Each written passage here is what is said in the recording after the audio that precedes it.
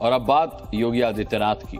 4 जून के बाद से ही योगी आदित्यनाथ अलग ही रंग में नजर आ रहे हैं, या कहें कि पहले से कहीं ज्यादा एक्शन मोड में आ गए हैं। आज हम आपको दिखाएंगे कि कैसे योगी के 5 नए कदम से यूपी में हड़कंप मचा है। लेकिन उससे पहले हम आपको संसद के सेंट्रल हॉल की 3 तस्वीरें दिखाएंगे, जहां मोदी भी थे और योगी भी।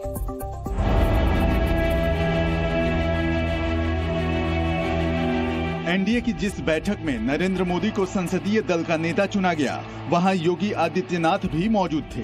संसद के सेंट्रल हॉल की पहली कतार में बैठे सीएम योगी पर जब भी कैमरे की नजर पड़ी, उनके चेहरे से मुस्कान गायब थी। भाव ऐसे थे जिस पर खबरें बनने लगी। कहा जाने लगा कि योगी यूपी में हुई हार के गम में डूबे हुए हैं। लेकिन जैसे ही एनडीए की बैठक खत्म हुई, योगी गुलदस्ता लेकर नरेंद्र मोदी के पास उन्हें बधाई देने पहुंचे। मोदी ने योगी की पीठ थपथपाई। अंदाज ऐसा था जैसे हौसला बढ़ा रहे हों। इसके अलावा दोनों में कोई बात नहीं हुई।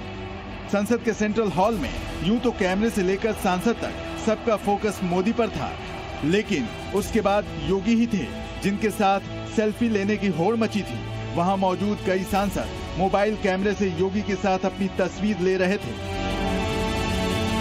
दिल्ली में संसद भवन से योगी की इन तस्वीरों को देखने के बाद अब उनके एक्शन की बात करते हैं। यूपी में बीजेपी के खराब प्रदर्शन के बाद योगी आदित्यनाथ लगातार मीटिंग ले रहे हैं। एक तरफ मंत्रियों की बैठक और दूसरी ओर अधिकारियों की बैठक, दोनों साथ साथ चल रही है।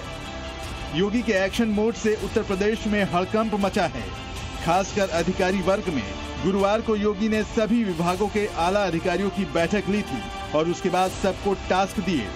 हम आपको योगी के 5 बड़े एक्शन दिखाते हैं जो आने वाले समय में बीजेपी के लिए मास्टर स्ट्रोक साबित हो सकते हैं। पूरे चुनाव में रोजगार नहीं मिलने का मुद्दा विपक्ष ने जोर शोर से उठाया था, इसलिए अब योगी ने यूपी के सभी सरकारी विभागों में जल्द से जल्द भर्तियां शुरू करने का निर्देश दिया है। यानी सभी खाली पद अब जल्द भरे जाएंगे। इस कदम से योगी को युवाओं का साथ मिल सकता है। दूसरा बड़ा कदम छात्रों के हित से जुड़ा है। सीएम योगी ने सभी यूनिवर्सिटी और इंस्टीट्यूट से कहा है कि वो 10 मई तक सभी तरह की परीक्षाएं पूरी कर लें, यानी गर्मी बढ़ने से पहले परीक्षा खत्म हो जाए, ताकि छात्रों को मौसम की मार से राहत मिले। तीसरा बड़ा कदम गन्ना किसानों के हित से जुड़ा है।